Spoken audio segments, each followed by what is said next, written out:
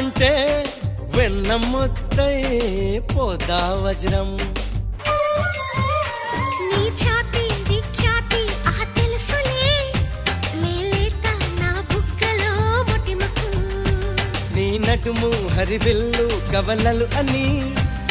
ఆకాశం దిగి వచ్చి పలికిందిలే చిచ్చర పిడుగై చొచ్చుకుపోతే చిచ్చర పిడుగై చొచ్చుకుపోతే పచ్చని ఆకై విచ్చుకుపోతా తను నా నెమలి కన్నోడా నా నమిలే చూపోడా